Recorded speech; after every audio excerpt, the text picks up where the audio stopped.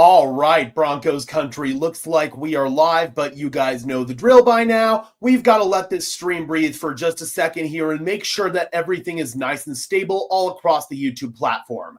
Welcome in, Broncos country, to this Denver Broncos Syndicate live stream. I'm your host, Gage Madrid. We're going to go ahead and let a few people start streaming on in here. While we do, please be sure to smash that like button as well as subscribe to the channel. Those are both free and easy ways to show your support. It helps tell YouTube's algorithm to push us out, and it helps us get seen by more and more members of Broncos country just like you and me. Additionally, if you want to go above and beyond in supporting the channel, please consider becoming a member today. The link is in the description below if you want some extra perks and incentives in exchange for helping me out, helping the channel grow, and helping improve the production quality of this content. We've got a few people in the house already, so let's go ahead and get into the news of the day. We have got the injury report for the Denver Broncos heading into their Week 14 game against the Las Vegas Raiders. So according to this tweet here from Chris Thomason, the official report still hasn't come out yet.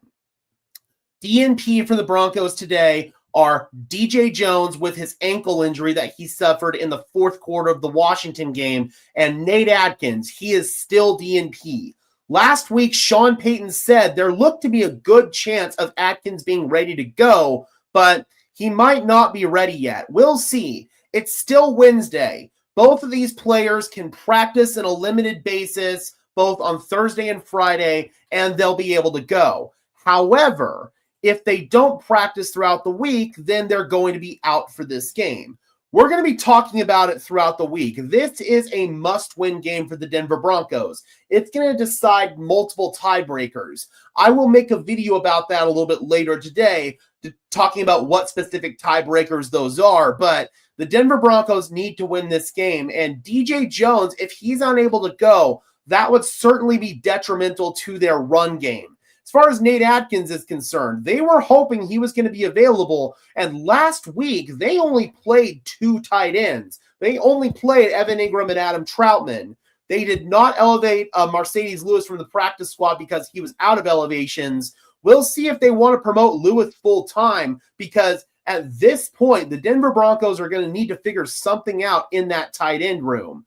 We got David in the house saying, hope it's not a major injury. And Cairo says, why isn't Adkins on IR? Should have been a while ago. You tell me, man. Clearly, the Denver Broncos thought that the injury wasn't serious enough to put him on IR. But at this point in time, that might be a mistake. The Denver Broncos, they normally are pretty clear whenever a player has to go on IR. I mean, they did take a while with Dre Greenlaw before they eventually shut him down. But outside of that, if a player has to go on IR, they will put said player on IR.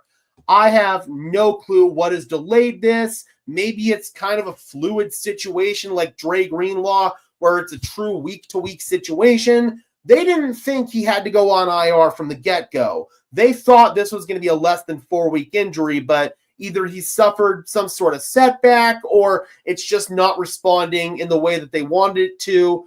Sean Payton said last week he's not a candidate to go on IR at this point in time. So I really don't know what the Denver Broncos are going to do with Nate Adkins moving forward.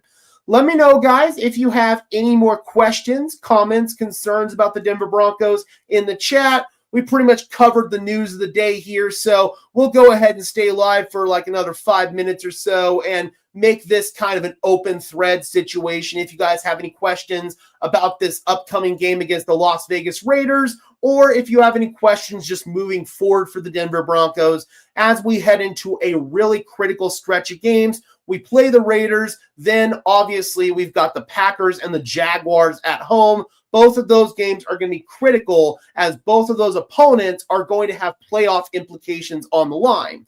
If Denver takes care of business in these games, then their path to the number one seed is quite clear, especially if they beat the Raiders and they get these tiebreakers that I'm going to talk about in a further video. The Broncos are in a really, really critical stretch of their season right now, and the injuries are starting to stack up for them a little bit. They got Pat Surtain back last week, which was a good thing. They also got Alex Singleton back, and some other good news from the day is that Jonah Ellis is probably going to be back as well. He practiced today. He practiced a little bit last week as well. I'm just checking on Twitter here. Oh, Mark Andrews got extended. Damn, that's crazy. I was just checking to see if the injury report had come out, and it has not officially come out yet, but that's a pretty good idea of what it's going to look like. I don't know if Ellis is going to be listed as limited or if he's going to be listed as DNP for this practice. But like I said earlier, guys, it's still Wednesday, so the Denver Broncos, they can have these guys get through the injury protocol. They can end up being limited tomorrow, limited on Friday. The Friday practice, as we talk about all the time, is really the tell-all. If the player's limited on Friday, that's a pretty good indication that they're going to be able to play in the game. But if they're DNP on Friday, that's the telltale sign that they're not going to be able to go. Are you thinking like 12-5 for the final record, maybe 13-4? I can't see better than that. So obviously right now they're at 10-2. I've got them taking care of business against the Raiders, so that should put them up at 11-2. Then you've got both Green Bay and Jacksonville. I think that they take care of business in both of those games as well. So that would put them at 12-2, 13-2. Then you've got Kansas City and the Chargers. If those games ultimately don't matter, then Denver might end up just sitting starters, at least in one of those games. If they lose both, it might not be the end of the world. So I think 13-4 is probably what I end up having them at. I don't know if they're going to get to 14-3. They very well could. Hell, they could even get to 15-2, but that's going to be really, really tough. Gabe says, damn, that sucks. We need DJ and Ellis. Benito and Cooper seem more gassed now that Ellis has been out. Well, Ellis, good news there. It seems that he's going to be available. At least things are trending that way. DJ, we're going to have to monitor things throughout the week. If he's unable to go, that's going to put a lot more pressure on Malcolm Roach and Ini Uwazurike. We got to talk about Ini Uwazurike, actually, because he is somebody who has been playing himself into a contract extension with the Denver Broncos, and that's also a potential reason why Denver isn't in a hurry to re-sign John Franklin Myers.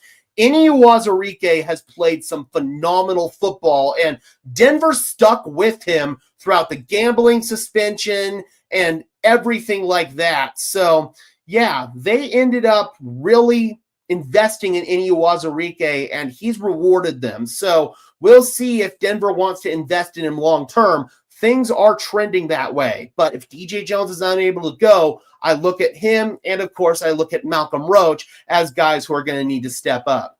T-Bit says, who are we talking about? First time here. I mean, as far as like the team's concerned, we're talking about the Denver Broncos, but today we're talking about the injury report and DJ Jones and Nate Atkins not practicing today. So yeah, T-Bit, I'm not sure exactly what you're referring to there. All right, guys, we're going to go ahead and wind this thing down a little bit. Thank you so much for tuning in. Let me know if you have any last-minute questions, comments, or concerns while I do my outro here. Be sure to smash that like button as well as subscribe and ring the bell so these videos appear in your notification feed. Those are both free and easy ways to show your support. And if you want to go above and beyond, be sure to become a channel member today. The link is in the description below if you want some extra perks and incentives in exchange for helping me out, helping the channel grow, and most importantly, helping improve the production quality of this content, audio, video, etc. We got Coach Chris in the house, one of our newest channel members. Thank you so much. Says, let's go Broncos. Gage, thank you for all your posts. Really appreciate it, Chris. Cairo asks, question, Moore still on the practice squad? Yes, he is, referring to Elijah Moore. I don't know if he's going to be elevated this week just because he just got here. He still has to learn the offense. Little Jordan Humphrey, we were able to get him into the game right away because he already knew the offense. He didn't have to learn anything. We'll see if Elijah Moore can learn enough of the routes and the terminology and the checks, so on and so forth. That way he can get into the game. If not, it might be next week against Green Bay. All right, guys, thank you so much for tuning in. I'm your host, Gage Madrid, saying peace out.